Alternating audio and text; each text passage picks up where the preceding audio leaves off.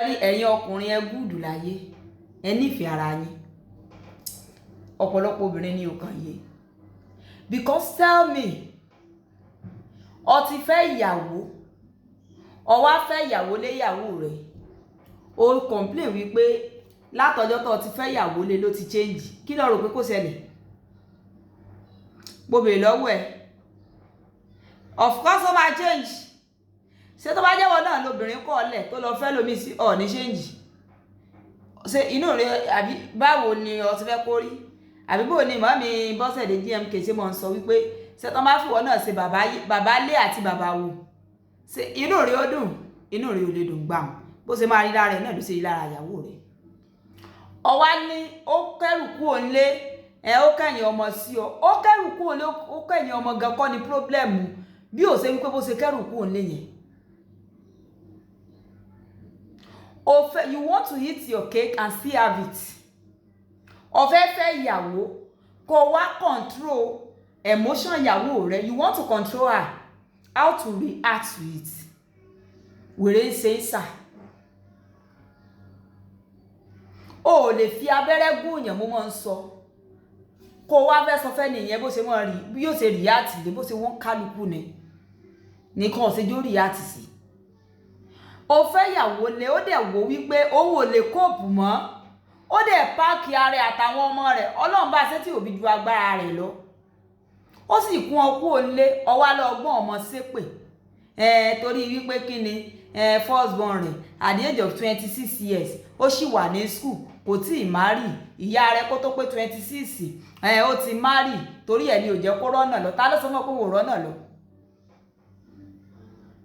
You are not a responsible father. Tó o bá jẹ́ responsible father ni o ní máa gbé ọmọ ṣépè lórí àṣìṣe tí wọ́n gangan fúnra lára rẹ̀ ṣe torí tó o bá fẹ́ olóòtú yẹn wá ń béèrè wípé kí ẹ tó fẹ́ ìyàwó méjì báwo ni ìyàwó yín ṣe ń ṣe ó ní ń ṣe dáadáa gbọ̀ngbà dé ti fẹ́ ìyàwó méjì wọn ò ṣe dáadáa mọ́ torí pé ó ṣe mistake ò dẹ̀ rí bíi pé kínní ó rí i pé as you see it as if nothing happened and the wife is ready to prove you wrong ó wò wípé o decision ni àwọn kan wà bẹ́ẹ̀ tí wọ́n sọ wípé òkè wẹ́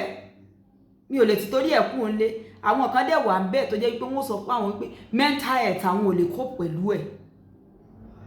ó dẹ̀ karanga rẹ̀ ó kọ́ ọmọ rẹ̀ kò wá béèrè yín tí máa ń ṣe ọ̀pọ̀lọpọ̀ ẹ̀yin ọkùnrin ni wípé tí obìnrin bá ti jáde lọ́dọ̀ yín especially tán bá tiẹ̀ tún wá ní àwọn ọmọ tí wọ́n ti nílò owó kan wá mọ dìrẹ́ bẹ́ẹ̀ lọ́dọ̀ yín kẹ́ wá mọ fi hàn pa kan wá mọ sọ pé bàbá alágbẹ́jẹ́ ò sanwó oúnjẹ bàbá alágbẹ́jẹ́ ò sanwó skul ọmọ ìtẹ́ mọ̀ ń fẹ́ nù bọ́tẹ́ bá ti wá rí obìnrin tí ò wá sunkún tẹ́ ẹ sì rí wípé gbogbo ohun tó yẹ kó ṣe ní í ṣe lórí àwọn ọmọ ẹ̀ ní pírọ́blẹ́mù bẹ́ẹ̀ at the age of 26 years tó ti pẹ́ jù láti lọ ní ọkọ ni bóyá pè rẹ ní ń jàn ọ̀pọ̀lọpọ̀ yín mọ réètì ara yín gan bóyá pé ẹni jẹun sọ pé you are a responsible father and I love the way that olóòtú handle the case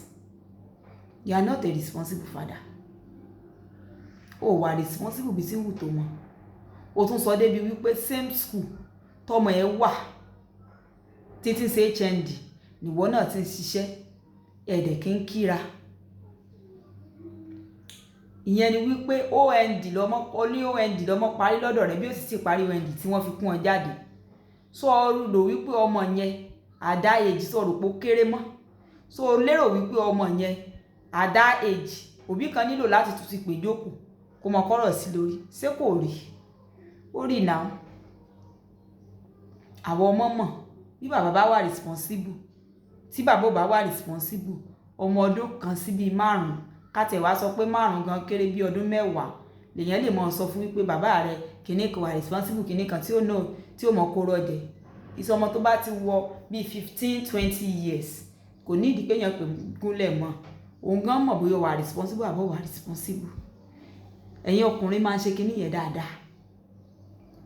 ẹ máa ń fẹ́ kí àwọn ìyàwó tẹ́ bá ti kọ́lẹ̀ kán wá máa dìrẹ̀ bẹ́ẹ̀ lọ́wọ́ yín kí wá máa fi hàn pa ìmí inú yín lẹ̀ fi máa ń bá débi wípé ẹ ti kùn ọ́ lẹ̀ o ẹ ti move on o bó tiẹ̀ jẹ́ pé woman yìí ló kẹ́rù tiẹ̀ jáde mo tún sọ̀rọ̀ nípa àwọn tẹ́ ti kọ́lẹ̀ tẹ́jọ́ pé yín ti fẹ́ yàwó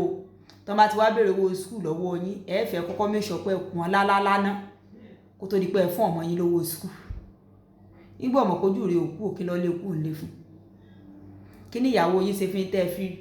fẹ́ yàwó lé ẹ rọ́rọ̀ sọ ẹ kàn wòra yín náà ni wípé ẹ ti nílò láti dó ìyàwó méjì ìyẹn wá kẹ́rù jáde pé òun ò lè kóòpù mọ́ ẹ tún lẹ́ ń gbọ́n ọmọ ṣépè ṣé ìpáyé ti ń gan ó dà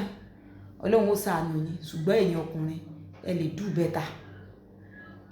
alájìkẹ́rì iná ẹ bá ń like ẹ comment ẹ share dáàbò.